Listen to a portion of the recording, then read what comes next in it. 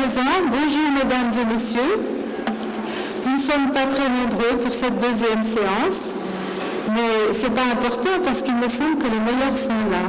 Je vois France Leroy notamment et ça me fait très plaisir, France, que tu sois avec nous cet après-midi. Donc cet atelier porte sur la digitalisation et l'emploi, plus particulièrement sur le travail et le travail atypique. I would like to start in English, if you don't mind. Continuer en français, s'il vous plaît. Donc, j'ai pensé au titre et j'ai dit qu'est-ce que serait intéressant. Donc, je vais faire une petite introduction. Est-ce que lorsqu'on est recruté et payé, on est déjà à niveau du marché du travail? Donc, c'est de l'altruisme dire que cette transition va avoir beaucoup de changements dans beaucoup de domaines. On pourrait dire que les travailleurs sont concernés, auront des soucis à se faire d'une manière ou d'une autre. Donc, les travailleurs qui ont un certain savoir vont être dépassés par les événements. Donc, ils doivent s'adapter. Donc, soit s'adapter, soit mourir. Oui, le marché du travail va changer d'une manière drastique. La transformation du travail ne date pas d'hier, mais on a déjà parlé de la première révolution. Le numérique, la digitalisation de l'économie, c'est une composante de cette transformation. Beaucoup de réformes structurelles, comme ce qu'a eu le cas en Allemagne, la crise économique de 2008 ont eu beaucoup d'impact sur notre façon de voir les contrats de travail comme CDI et CDE, CDD, également de l'impact sur le travail dans le charbon aux États-Unis. Donc la digitalisation va accélérer ces changements et va les généraliser dans les différents secteurs de l'économie qui sont connus pour être fragiles, comme dans le cas des services dans l'Union européenne. Nous savons que ces changements vont bénéficier à beaucoup d'entreprises, mais quand sera la situation à moyen et à long terme? Donc, notamment lorsqu'il s'agit de temps nécessaire pour répondre à des appels d'offres. Pour survivre à ces changements, l'entreprise doit agir et c'est avantageux pour ceux qui travaillent dans le secteur informatique, dans les nouvelles technologies de l'information. Donc, est-ce que la concurrence se fait au niveau national ou international et à haut niveau?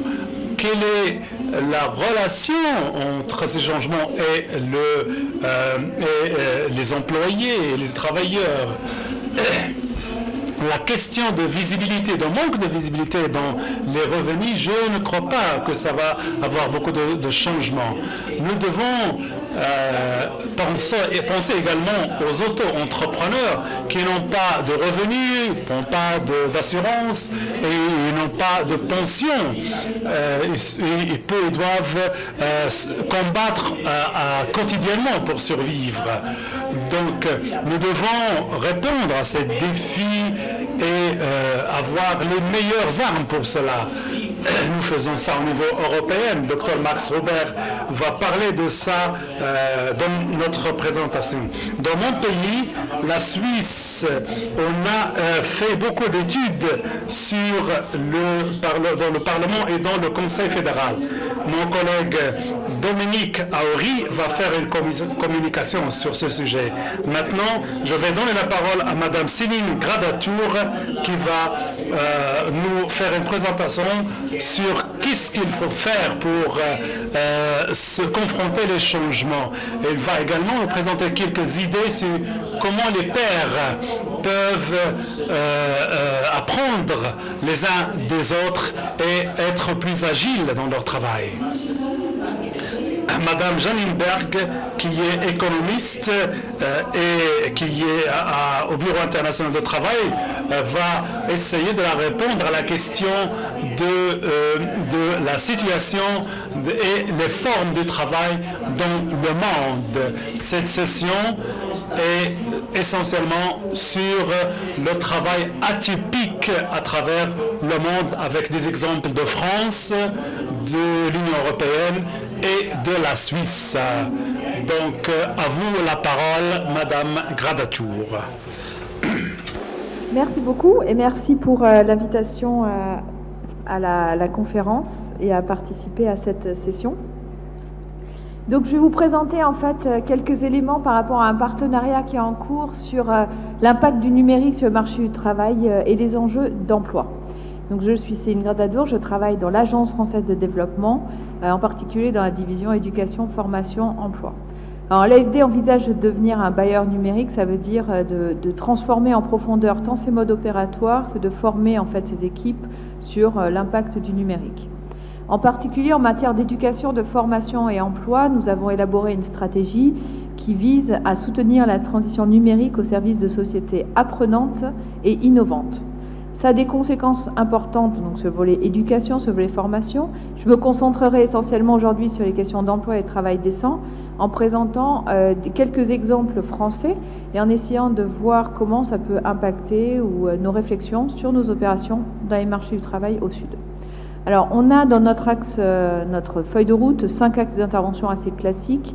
L'un sur le renforcement de l'employabilité des jeunes, l'appui aux politiques et services d'emploi, l'accompagnement, la création d'emplois tant à travers l'auto-emploi que l'emploi salarié, l'amélioration de la qualité et enfin le renforcement des enjeux d'inclusion sociale et professionnelle pour des personnes en situation de grande vulnérabilité.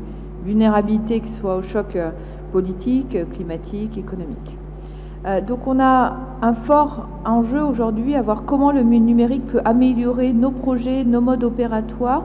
Du coup, comment en tant que bailleur, on peut essayer d'accompagner au mieux les acteurs, nos contreparties, nos partenaires sur l'intégration du numérique.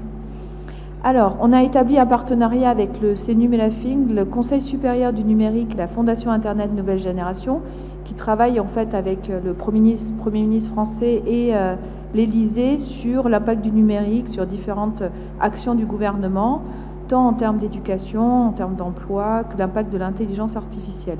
La finalité du partenariat pour nous, c'est d'être sensibilisés, acculturés, formés sur l'impact du numérique et du coup d'avoir aussi une meilleure réflexion sur comment le numérique peut impacter les projets qu'on accompagne, notamment au Maroc et en Côte d'Ivoire, pays dans lesquels on va organiser des événements, des ateliers en juin pour essayer de mieux comprendre ensemble l'impact qu'on a sur le marché du travail.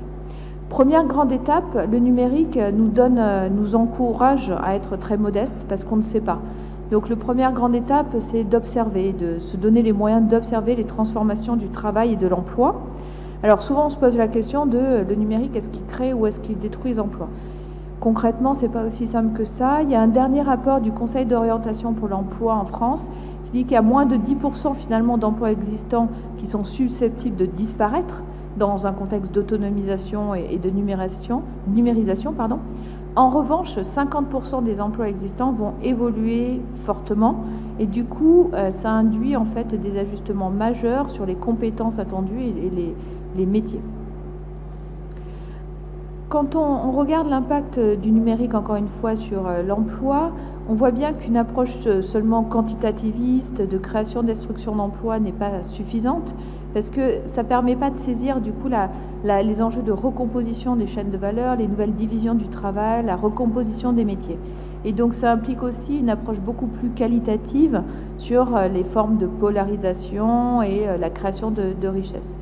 Plus précisément, en fait, on voit que quand on regarde les travaux, alors c'est Oxford Internet Institute sur la géographie, les formes entre l'offre et la demande de travail numérique, on voit que les polarisations sont beaucoup plus complexes et reforment un petit peu les chaînes de valeur qui existent.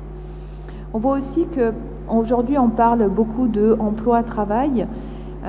Finalement, quand on regarde les marchés du travail au sud, en Afrique par exemple, qui sont essentiellement représentés par du secteur informel et beaucoup de pluriactivités, on voit que l'évolution du marché du travail, par exemple en France, converge vers aussi cette notion d'activité qui transcende un peu la notion emploi-travail. Sans parler d'ubérisation du marché du travail, parce qu'on n'a pas du tout envie d'être trop négatif, il y a de plus en plus de pluriactifs en France.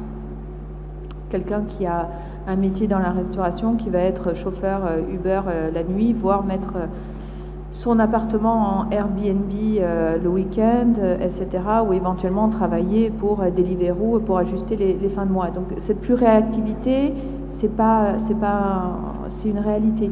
Donc ça implique en fait énormément de choses sur l'impact, l'intégration du numérique, tant dans nos organisations que dans les projets qui impactent l'emploi et le marché du travail.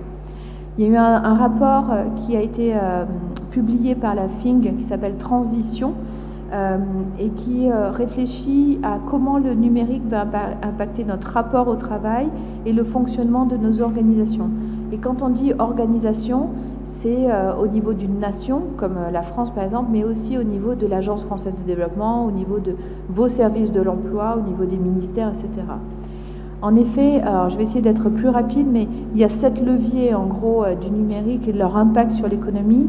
Le premier, c'est l'optimisation des processus de production et d'organisation du travail au nom de l'efficience et de l'efficacité. C'est vraiment dans une optique d'améliorer l'existant plutôt que de le transformer en profondeur. Le deuxième, c'est l'amélioration de la prise de décision à partir des données d'analyse du passé, donc c'est l'enjeu de la domotique par exemple. Le troisième, c'est le fait qu'on utilise beaucoup plus des applications aujourd'hui qui se basent sur des données, qui se basent sur des algorithmes. Donc c'est l'exemple par exemple de Booking ou d'Airbnb dans le secteur hôtelier. Quatrième grand impact, c'est le caractère disruptif du numérique. C'est un bien grand mot pour juste dire que c'est souvent, en fait, c'est plus une approche top-down, mais c'est une approche très ascendante où des innovations viennent du bas et montent en compétences, montent en gamme jusqu'à remplacer des concurrents sur cette question-là. Deuxième up, pour aller plus vite, autre levier, c'est l'ouverture. En fait, le numérique ouvre des frontières pour les bonnes ou des mauvaises raisons, mais ça permet en fait d'accéder à des données, de partager ces données et d'encourager la collaboration autour de ces données et le partage de décisions. Donc en lien avec ça, c'est aussi le caractère capacitant ou collaboratif.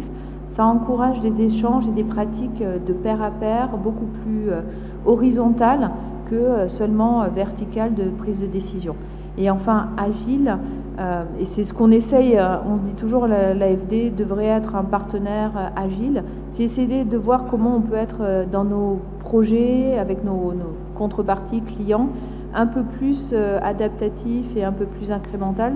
C'est-à-dire, au lieu de faire un immense projet et 4 ans après, on se retourne et on essaye de se poser la question de sa valeur ajoutée, de son impact, on essaye de faire un processus de stop and go où on teste, on pilote, on apprend et on recommence, on adapte pour essayer d'être un peu plus flexible et surtout mieux adapté au contexte dans lequel on intervient.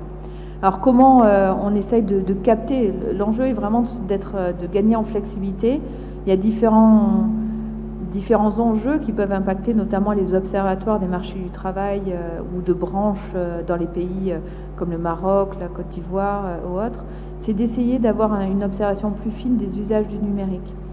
Je donne toujours le même exemple, mais en Côte d'Ivoire, par exemple, il y a l'agence emploi jeune va avoir sur son site internet, on va dire, une centaine d'offres d'emploi et de CV.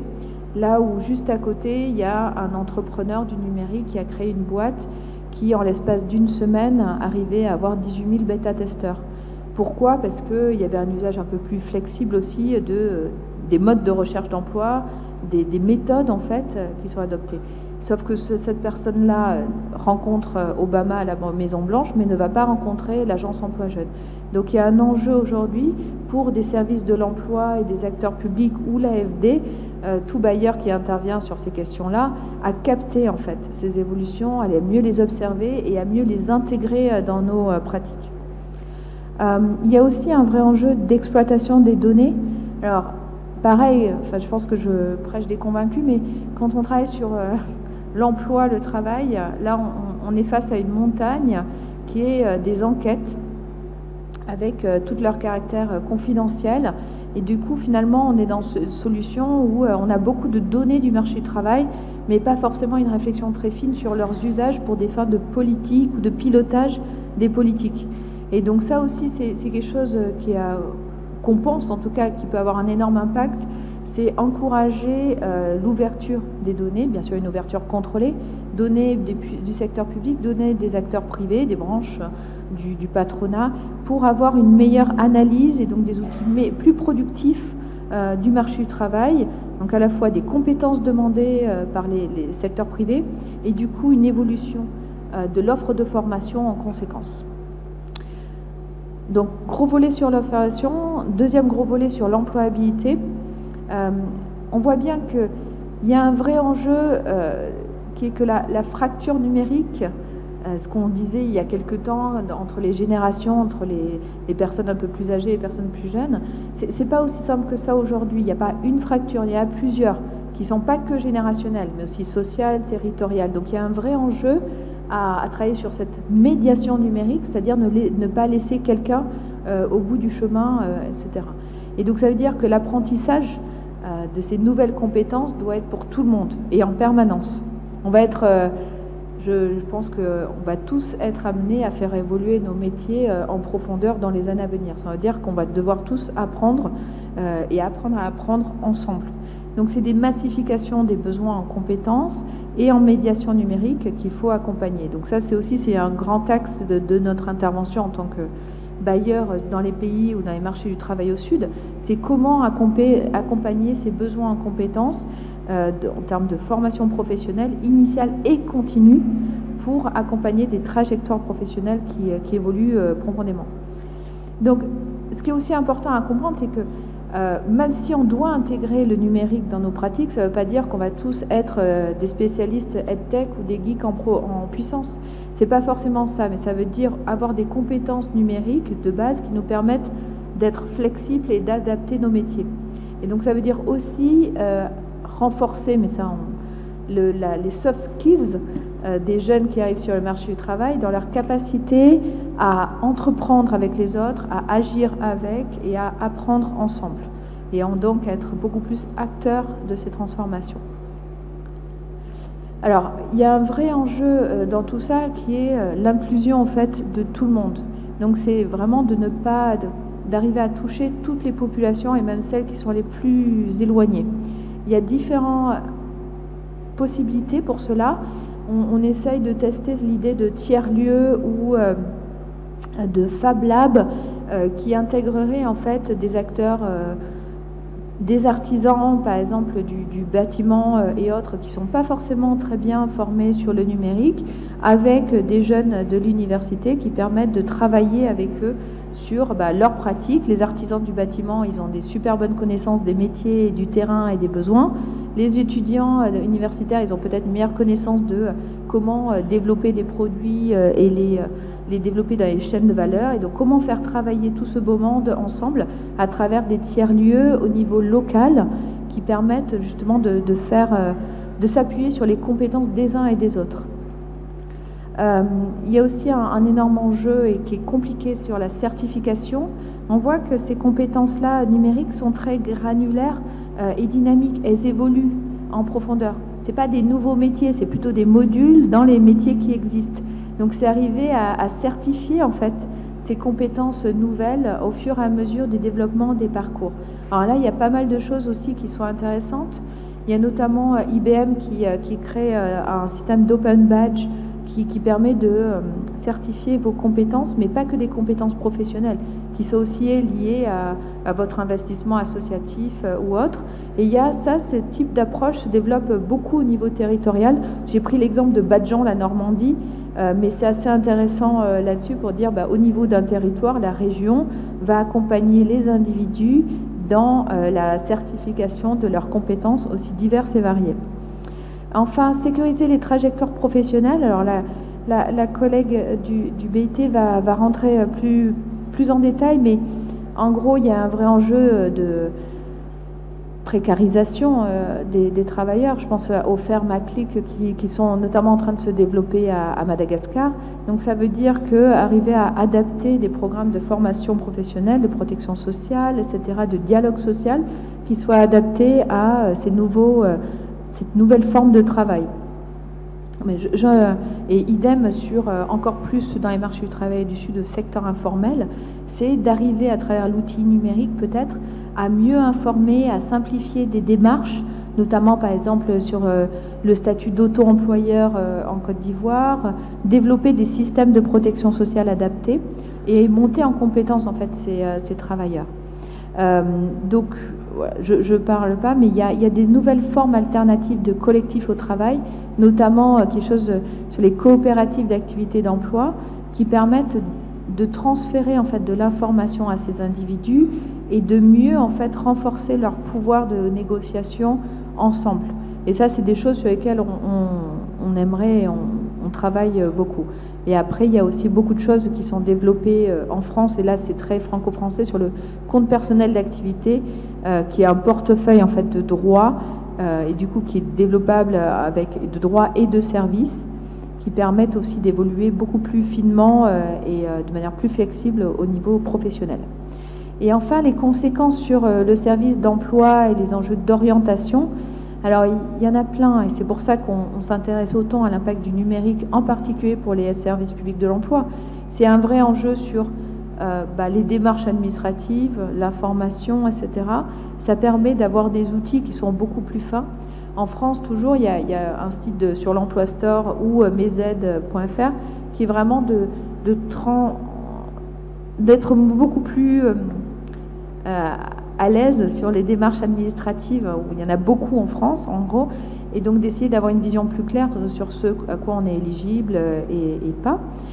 C'est aussi des enjeux pour le service du public de l'emploi à travers leur réforme, en fait, des données du marché du travail et la capacité en temps réel de comprendre les usages du numérique.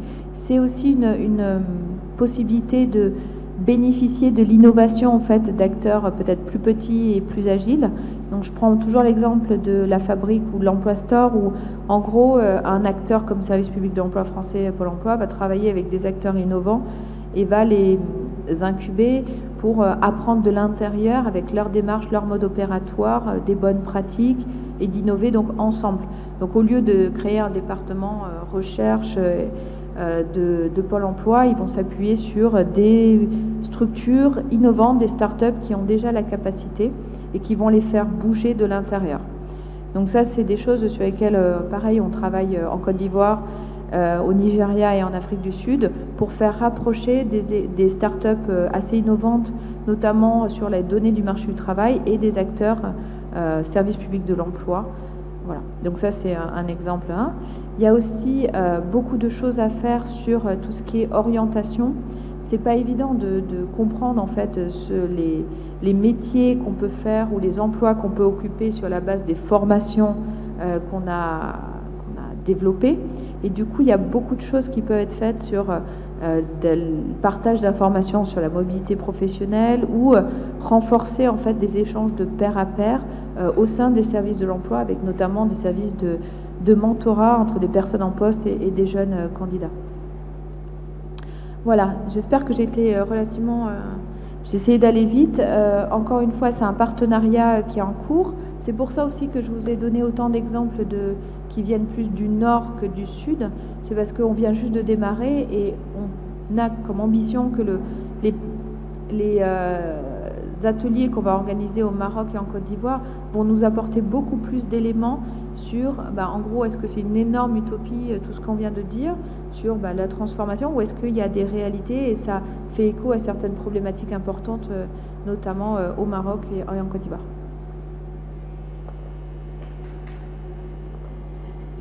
Merci beaucoup, Madame Gratadou. Dans la session précédente, nous avons attendu la fin pour passer aux questions. Je crois que nous pourrions changer de méthode et demander s'il y a des questions maintenant, parce que vous allez peut-être oublier ce qui vous a interpellé dans sa présentation. Est-ce qu'il y a des questions actuellement à Madame Gratadou, où tout a été très clair, les exemples qu'elle vous a donnés? S'il n'y en a pas, moi j'aimerais quand même vous en poser une. Nous sommes ici au Maroc. J'ai parlé tout à l'heure avec des Marocaines sur la situation ici. Si vous aviez des conseils à donner à l'ANAPEC, qui est maintenant la présidence de notre association, l'AMSEC, qu'est-ce que vous leur donneriez comme conseil? Ou peut-être que vous ne pouvez pas répondre à ma question. On est un partenaire de l'ANAPEC et du ministère de l'Emploi, enfin du Travail et de l'Insertion professionnelle, et qu'on a un énorme projet en cours d'instruction justement sur l'opérationnalisation de la stratégie nationale d'emploi et qui intègre un gros volet sur le digital. Donc tous les éléments en fait que je vous ai transmis là aujourd'hui sont des éléments sur lesquels on travaille ensemble avec l'ANAPEC et le ministère du Travail. Les principaux axes, par contre, c'est vraiment là où on va aller le plus loin, je pense, c'est le développement de la formation professionnelle, à la fois sur la formation au code, mais aussi sur le portage en fait des formations courtes qualifiantes pour s'adapter au métier du numérique. Le deuxième gros point, c'est sur l'observation du marché du travail et l'ouverture des données, avec essayer de travailler beaucoup plus la CGEM, l'Observatoire de branche et l'Observatoire du marché du travail sur l'usage de la donnée et d'essayer de voir comment mieux piloter cette donnée ensemble. Voilà, et puis après, il y a toute la question de l'entrepreneuriat et cette capacité du service de l'emploi à travers des lieux et des missions renouvelées sur ce volet-là, à faire travailler ensemble des acteurs qui ne se côtoient pas. Comme par exemple les agences privées qui elles-mêmes récoltent beaucoup d'informations sur le marché du travail. Oui, en fait, mais c'est même pas à eux auxquels j'aurais pensé en premier, parce qu'au Maroc, il y en a pas, c'est pas forcément là où il y a le plus de. C'est surtout au niveau de petites start-up qui travaillent sur, encore une fois, la collecte sur l'offre et la demande du marché du travail et qui font ce job matching en ligne. Donc il y a un vrai intérêt pour un service de l'emploi à mieux travailler avec eux au lieu de redéfinir des process ou procéder à des collectes d'informations avec des enquêtes qui sont très coûteuses. Donc c'est d'essayer d'avoir une meilleure réflexion sur l'usage du numérique pour la collecte et l'analyse de la donnée du marché du travail. Et ça permet derrière de réfléchir à un meilleur pilotage de l'action publique et privée. Merci. Quelqu'un veut rebondir sur la réponse de Madame Gratadou? Si ce n'est pas le cas, j'aimerais inviter Madame Berg à nous rejoindre. Elle est donc expert économiste à l'Organisation internationale du travail.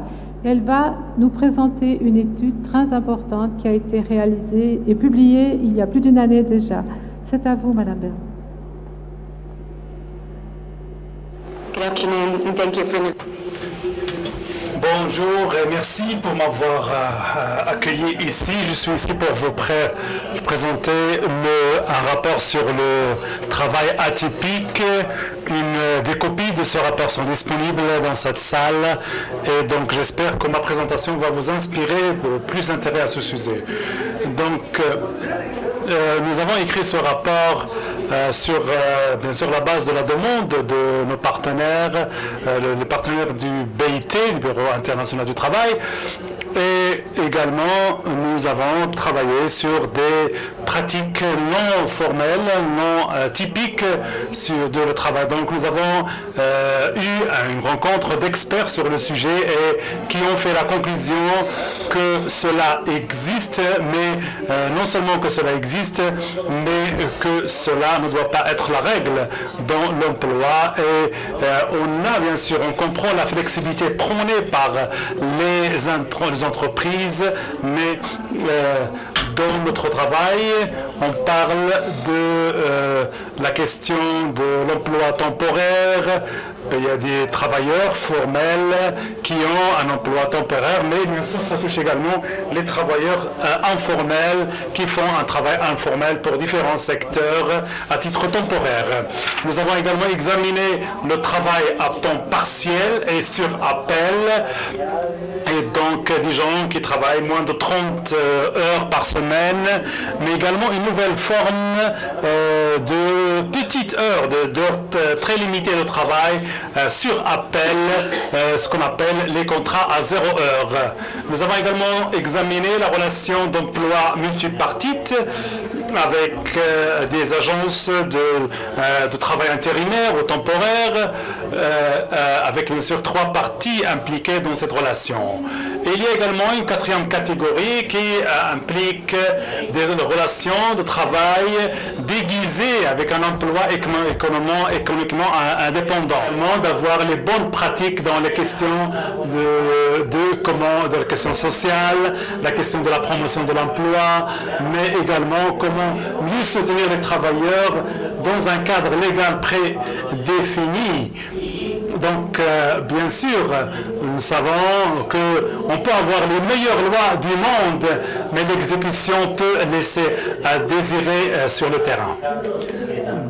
Donc, si on prend en considération bien sûr les critères internationaux et également, bien sûr, je n'aurai pas le temps nécessaire pour vous étaler toutes les recommandations, mais je vais passer un petit peu rapidement sur les plus importantes. La question d'amélioration des emplois. Comment combler les lacunes réglementaires? Comment assurer l'égalité de traitement? Et bien sûr, il ne faut pas utiliser 2 poids, 2 mesures avec les travailleurs. Il faut assurer une certaine égalité de traitement. Et voici une manière pour surpasser quelques contraintes de l'emploi au sein de certaines sociétés. Ce n'est pas une question de flexibilité, mais c'est une question comment tirer profit de notre travail au niveau de l'entreprise et au niveau des travailleurs. Et selon bien sûr les critères du Bureau international du travail, du BIT. Il y a également la question d'assurer la durée minimale du travail, remédier à la qualification fictive ou erronée, travailler également sur la question de la liberté syndicale, des droits à la négociation collective. Et également, on doit également assigner les mêmes obligations et responsabilités à tout le monde.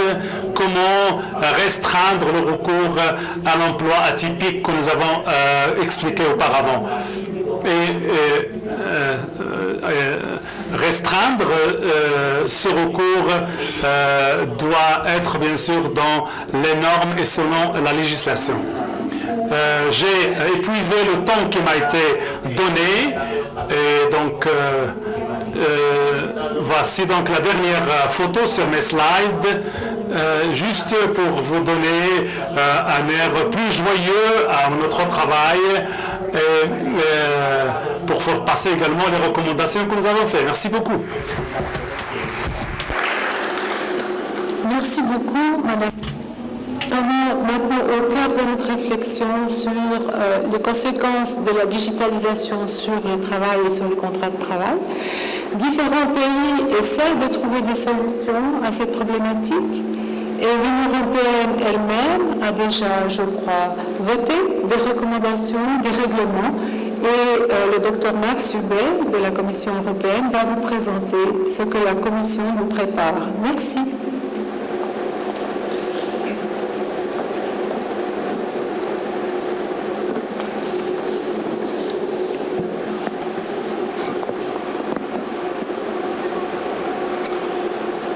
Thank you very much, Lydia. Good afternoon, everybody. Thank you first of all for merci pour m'inviter. C'est ma première fois ici. Je suis très heureux d'être parmi vous parce que cet événement reflète que le monde est très coloré et plus riche que l'Europe. Donc, peut-être en attendant la présentation, je vais vous donner le nombre des pays européens qui représentent, qui sont membres de la Commission européenne. La Commission européenne est l'organe exécutif des pays européens qui travaillent dans des domaines très variés. Donc il y a le directeur général, et puis il y a les affaires étrangères, il y a aussi l'inclusion. Je suis chef d'unité sur les stratégies de l'emploi et puis l'utilisation de l'emploi sur le moyen terme et le long terme. Il y a des discussions sur le travail. Nous avons des unités qui couvrent des sujets qui sont variés aussi. La raison pour laquelle je suis ici, c'est que nous sommes en charge des services publics de l'emploi. Vous avez entendu cette matinée-là sur les services publics de l'emploi. Nous sommes... oui, finance les réseaux des services publics et nous donnons de l'appui au secrétariat du travail dans les pays européens. Donc je vais vous présenter les deux premiers slides sur les nouvelles tendances dans le travail qui sont couvrées par les intervenants dans la matinée. Donc je vais pas parler sur, ou bien je ne vais pas présenter les deux slides qui ont déjà présentés à la matinée. Donc je vais parler sur les domaines qui changent dramatiquement le domaine de l'emploi. Donc la première slide, je ne vais pas détailler sur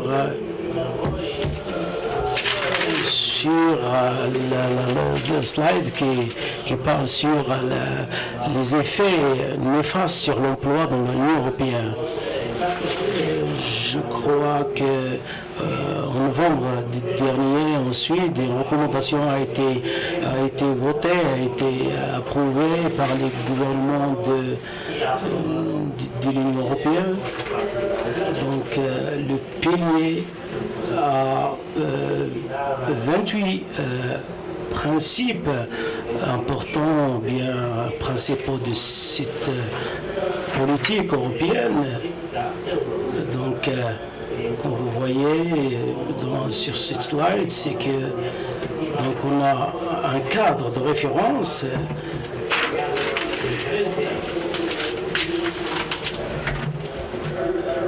Parce qu'il y a une diversité au niveau des principes et des cadres de l'emploi dans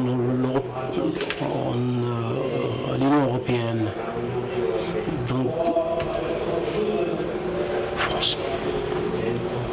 It is supported by a scoreboard, the pillar scoreboard.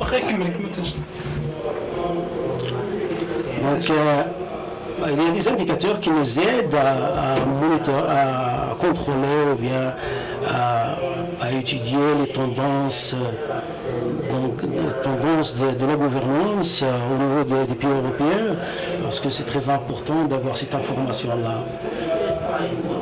Il y a aussi des initiatives très concrètes, donc je vais faire référence à ces initiatives-là. Donc maintenant, il y a les principes, les 20 principes des droits des travailleurs. Donc le premier principe, c'est l'égalité des opportunités et l'accès au marché du travail. Et puis, il y a les conditions de travail équitables. Il y a aussi ceux qui tombent dans la rubrique des conditions justes de travail, par exemple, avoir un travail sûr et adaptable, avec bien sûr des salaires qui s'alignent sur le marché du travail. On m'a demandé de faire plus de concentration sur deux secteurs, sur deux champs, la question des conditions de travail, également la question des protections sociales. Pour répondre à des développements récents sur le marché du travail. Et on a essayé de répondre de manière partielle à cette demande faite par Madame Janine. Et je vais commencer par quelques points sur des propositions pour une directive de l'Union européenne sur des critères minimales.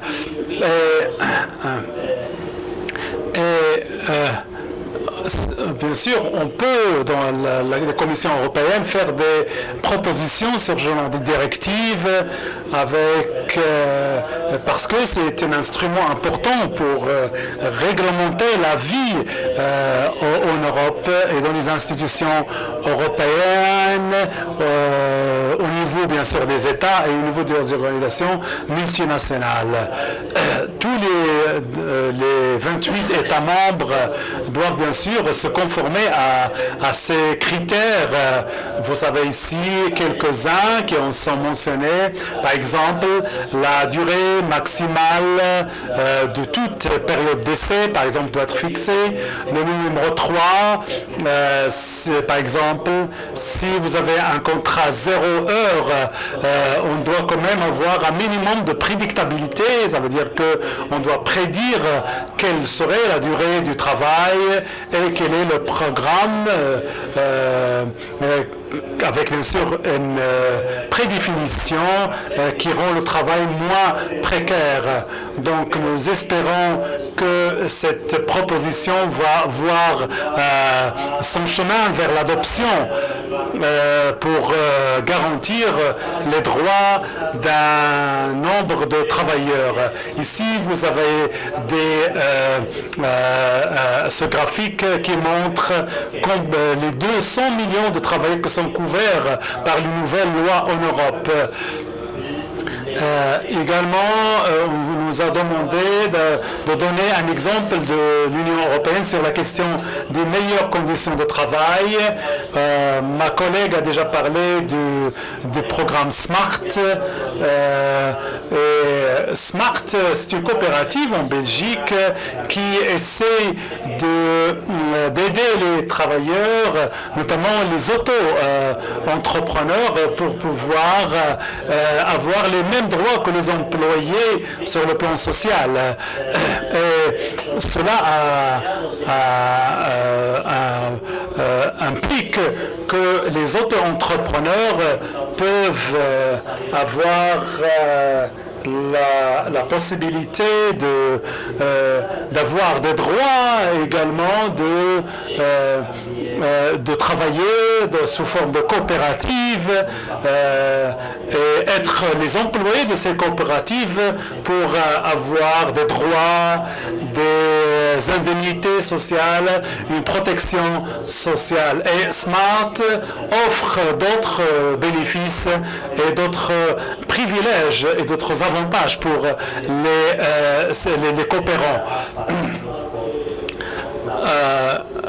Ils aident également à s'équiper, à trouver le financement pour s'équiper, etc. C'est une tentative, c'est une initiative qui a été très réussie en Belgique. Nous, bien sûr, considérons la reproduction de ce projet dans d'autres pays. L'autre sujet très important, c'est l'accès à la protection sociale. Et bien sûr, il y a une proposition pour le Conseil européen pour faire une recommandation pour améliorer la protection sociale et avoir pour tous les employés l'accès à la prévoyance sociale et à la protection sociale avec bien sûr des critères bien définis. Autre chose qu'on remarque, c'est qu'il y a beaucoup de différences entre différents États au niveau de la protection sociale en Europe.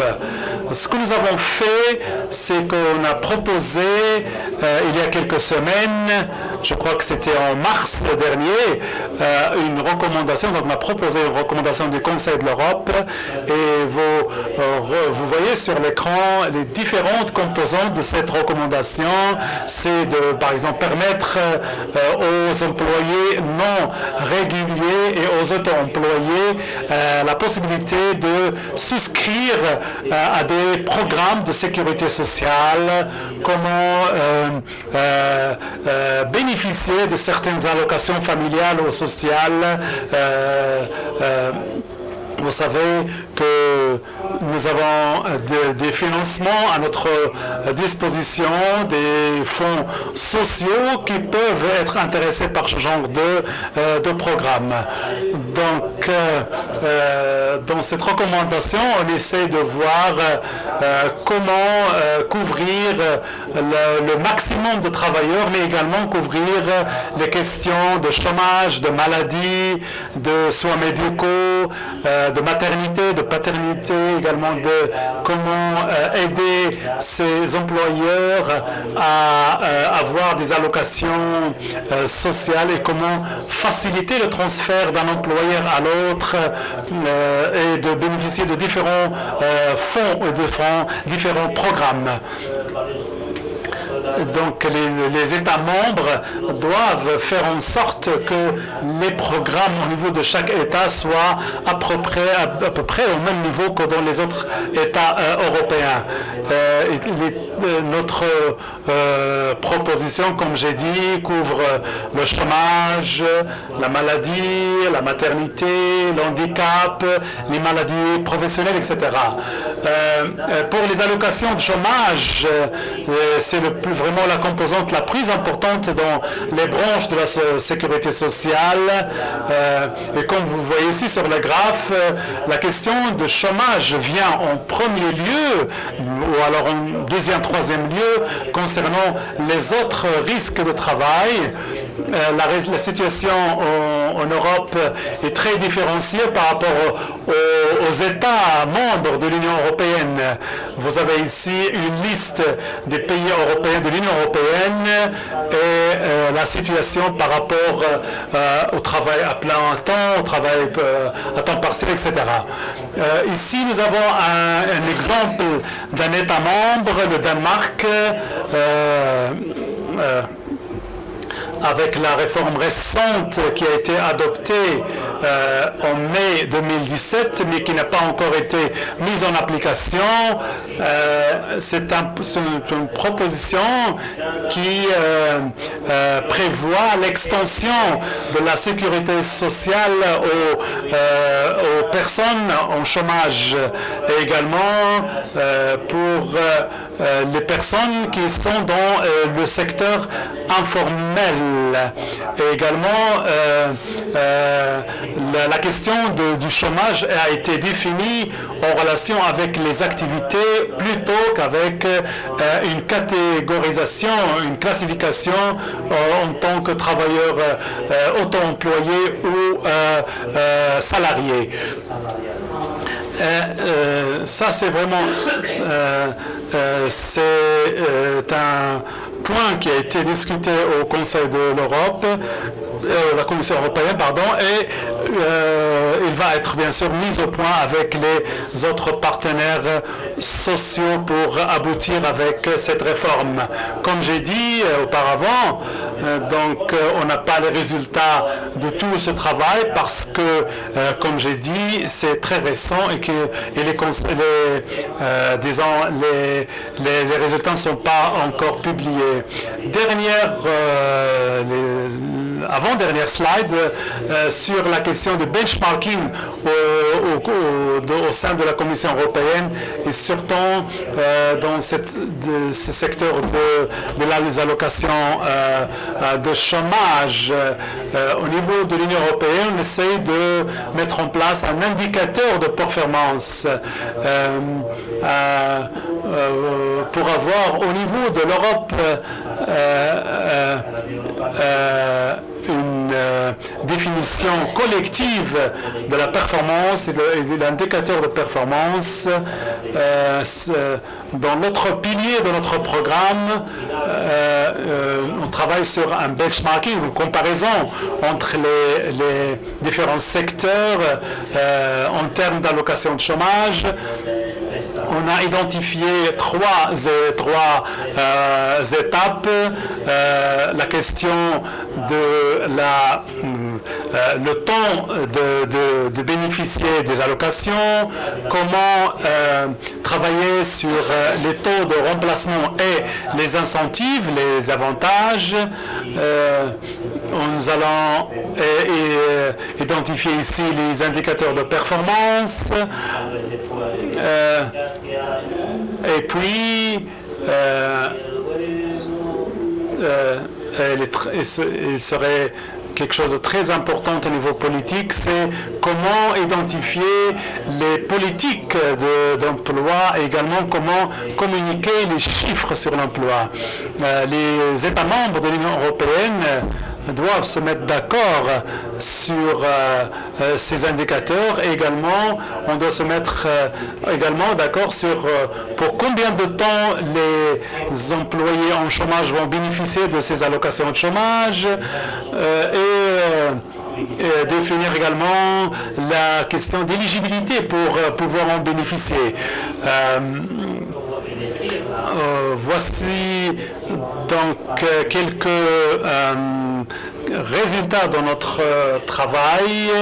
Comment, bien sûr, essayer de trouver un équilibre entre les taux de remplacement et également les avantages donnés aux employés.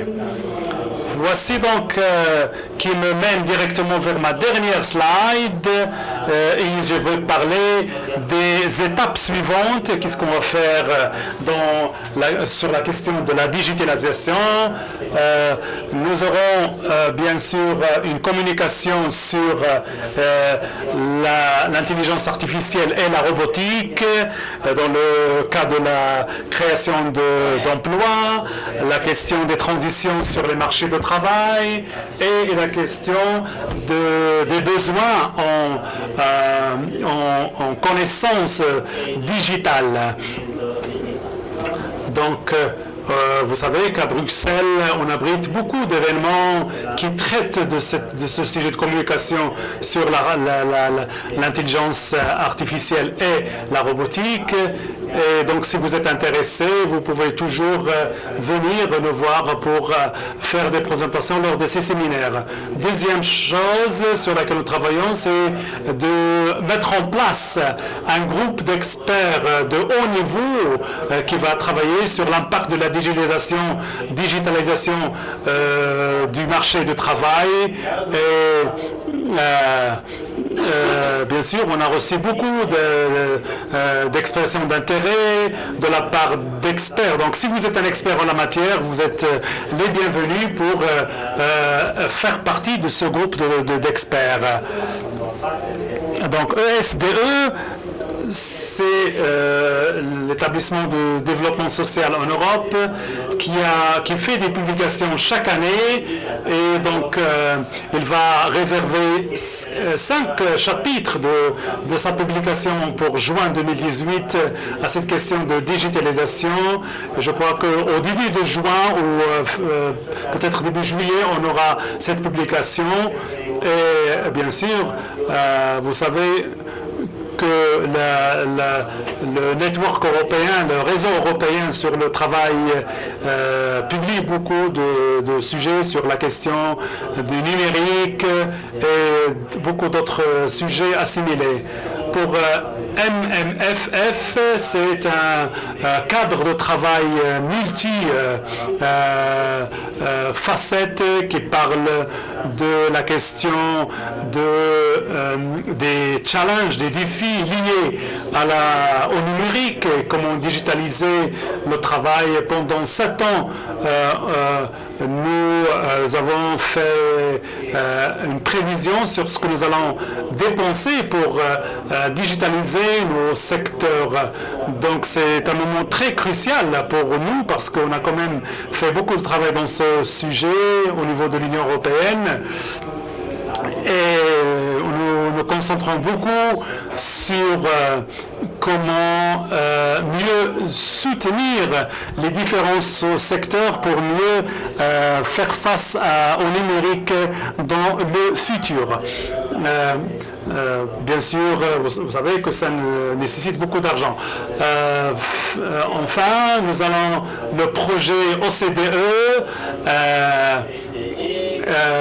qui va parler de la mise en feuille de route de notre réaction par rapport aux nouvelles formes du travail, et également au niveau européen, mais également au niveau de chaque pays membre. C'est un projet très important qui définit la réponse au niveau de chaque pays, mais également au niveau de l'Union européenne. Merci beaucoup.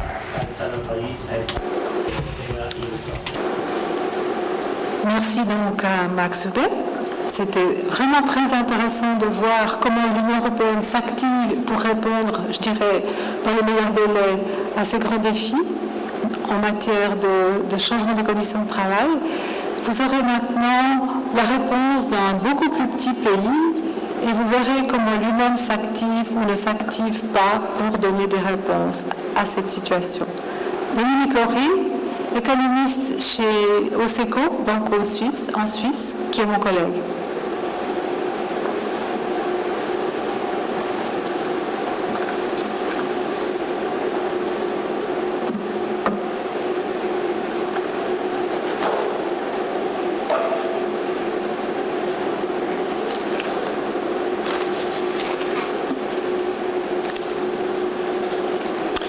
Yeah, okay. Hello everybody. As has already been told, Swiss Federal Council had produced a report on the impact of digitalization on employment and working conditions. Oui. Donc, le Conseil de Suisse a publié une étude sur l'impact du numérique sur la technologie et de l'emploi. Et donc, ce qui est nouveau dans le numérique, tout est nouveau dans le numérique, probablement pas, mais on va parler du deuxième point qui est les paradigmes, nouveaux paradigmes du travail, les questions de ce qui existe et ce qui va exister. Troisièmement, on va parler des facteurs de succès pour vraiment maîtriser le changement et nous allons finir par une conclusion. Alors, premier sujet, commençons par cette image qui montre qu'on n'est pas en train de travailler de la révolution industrielle, ça c'est sûr, mais nous sommes maintenant à l'approche de la nouvelle révolution industrielle qui est basée sur la cybernétique et sur les systèmes. Donc, c'est une quatrième révolution industrielle, bien sûr après la première, la deuxième qui a duré pendant le 19e siècle, et puis maintenant nous sommes au 21e siècle avec notre quatrième révolution. Maintenant, bien sûr, c'est un peu effrayant cette image où on trouve sur cette couverture de Der Spiegel en Allemagne où un employé humain est licencié par un robot. Et ici, vous savez, le robot ici qui également se saisit d'un travailleur. Et voici un petit peu des couvertures similaires qu'on a eu en 78 et en 64. Mais le concept est un peu le même. Donc quel est l'impact du numérique sur l'emploi et sur les opportunités et les risques? Donc le Conseil fédéral suisse a analysé la situation et je vais vous montrer. Je vais commencer par ça. Structural transformations.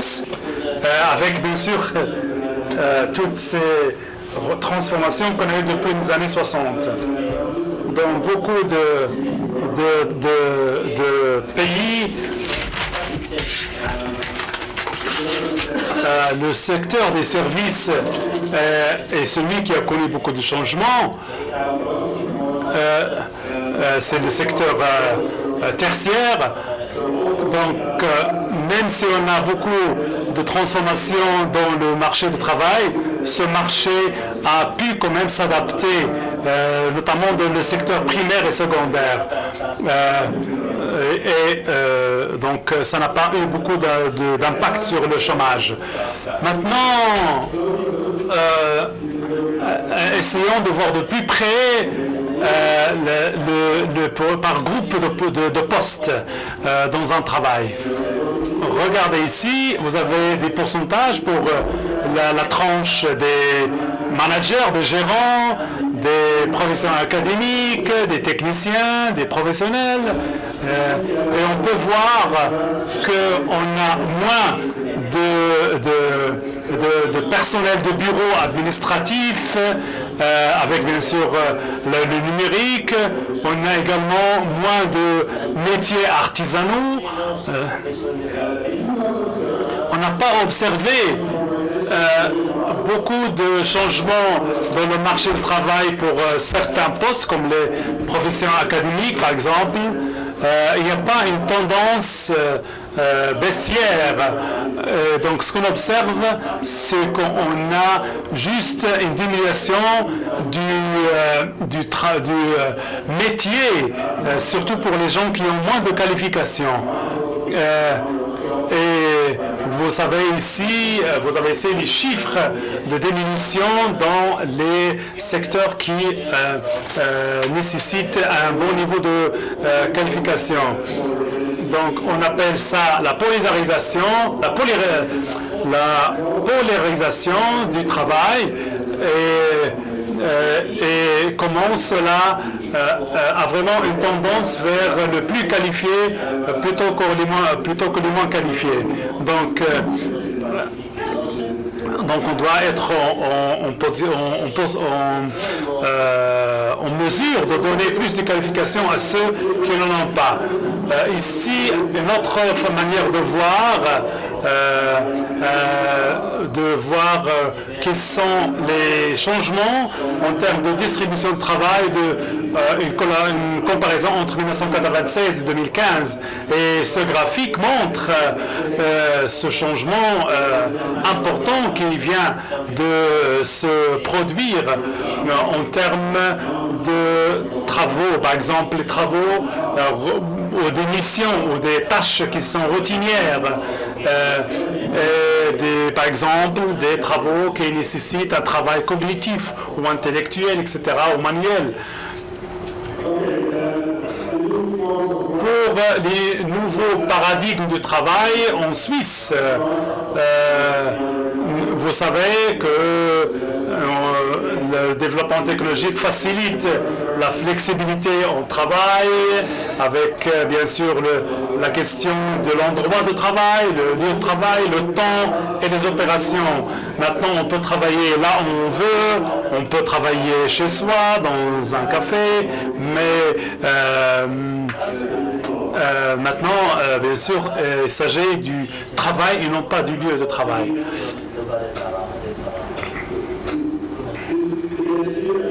Mais bien sûr, est-ce que cela, bien sûr, nourrit les craintes d'une précarité dans le travail, également une précarité dans les relations entre les personnes?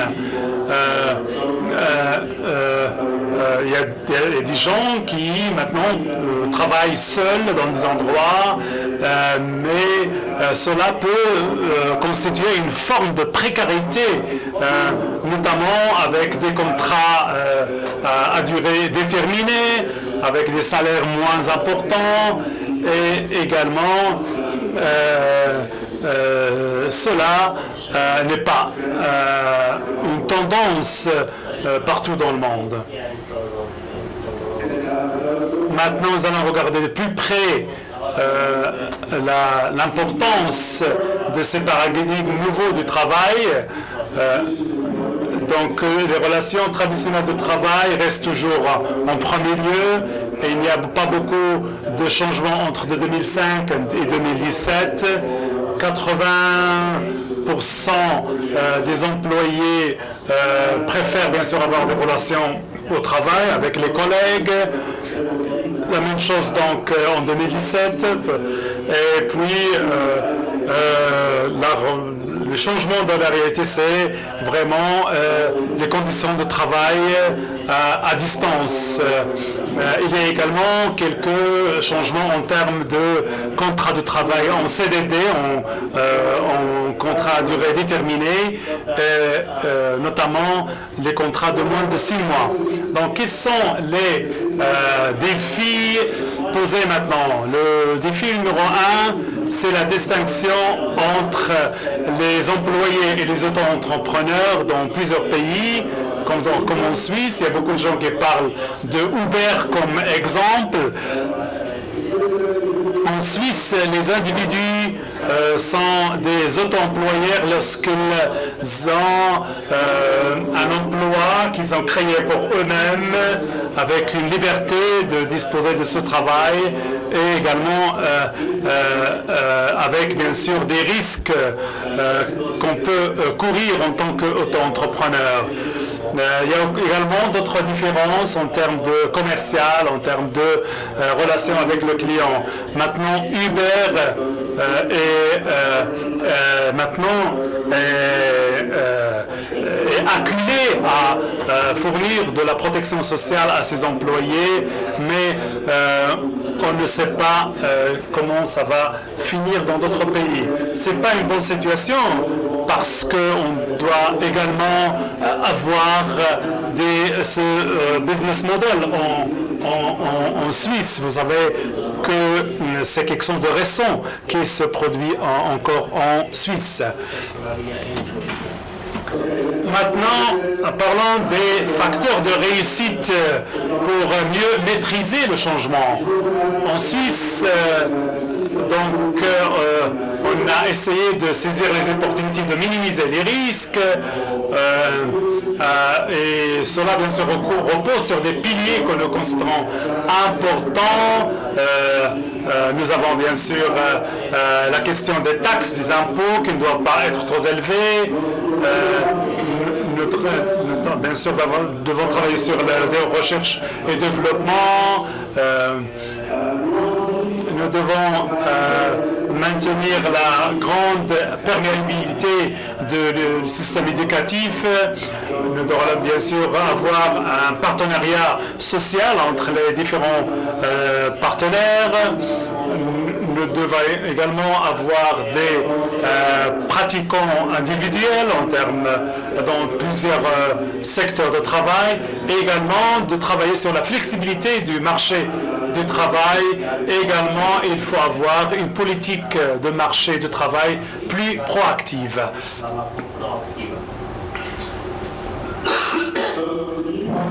Donc le point essentiel en Suisse, c'est la concentration sur la question de la réintégration des chômeurs.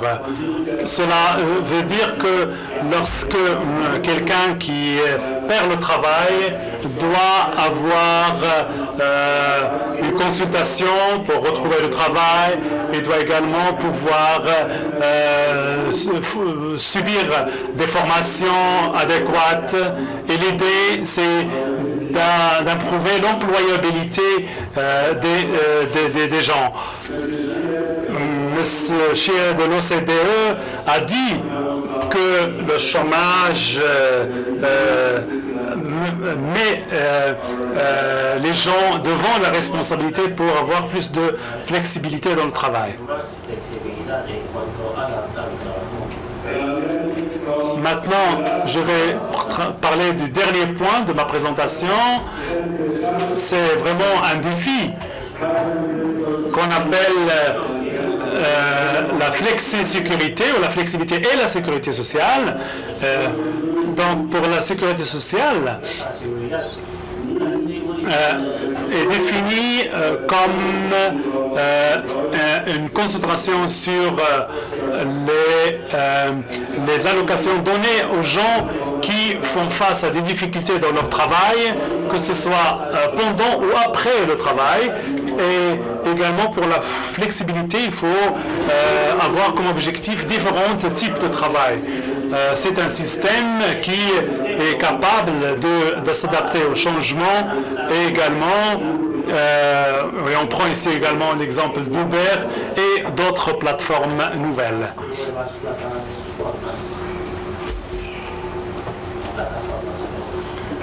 Alors, pour conclure, j'en suis déjà aux conclusions. Le Conseil fédéral suisse se concentre sur 4 points essentiels. C'est de continuer la formation des gens les moins qualifiés, surtout parmi les employés, pour augmenter leurs connaissances basiques. Nous devons également améliorer la disponibilité des informations, surtout concernant le nouveau paradigme du travail et ce qu'on appelle les adult skills, ça veut dire les connaissances des adultes. Et on doit également surveiller et faire des rapports sur les tendances du marché du travail et essayer de réduire la durée à 5 ans, de faire des rapports chaque période de 5 ans pour mieux avoir des données plus importantes pour les analyses et pour faire des recommandations en relation avec la couverture sociale et avoir plus de réglementation. Ce n'est pas notre travail de prévoir l'avenir, mais de se préparer à cet avenir-là. Merci.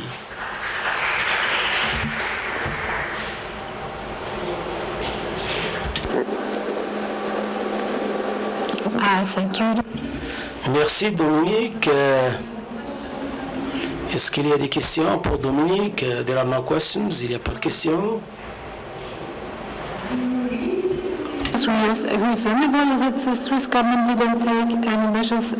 Est-ce que vous voyez vraiment que le gouvernement suisse, est-ce que c'est raisonnable que le Conseil ou bien le gouvernement suisse n'a pas pris des mesures sur le travail informel? Donc, le travail précaire ou bien le travail informel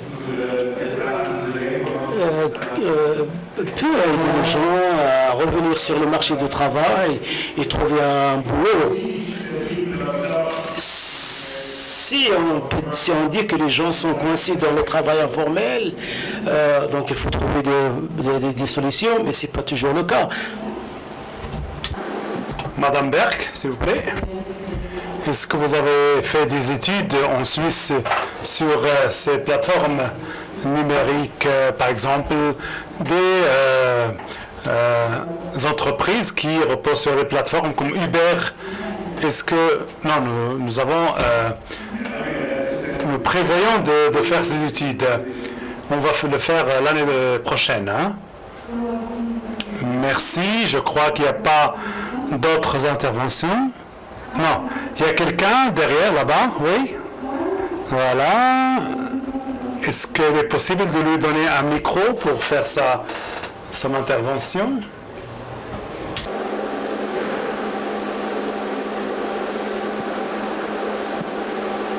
Thank you. Merci beaucoup. Vous avez dit que le changement numérique, je remarque, peut-être si vous pouvez revenir sur le slide qui montre la carte du monde qui parle de l'augmentation des... Oui, je comprends, mais pour les moins qualifiés, et je crois qu'il y a une augmentation également de 55%. Je me demande sur la raison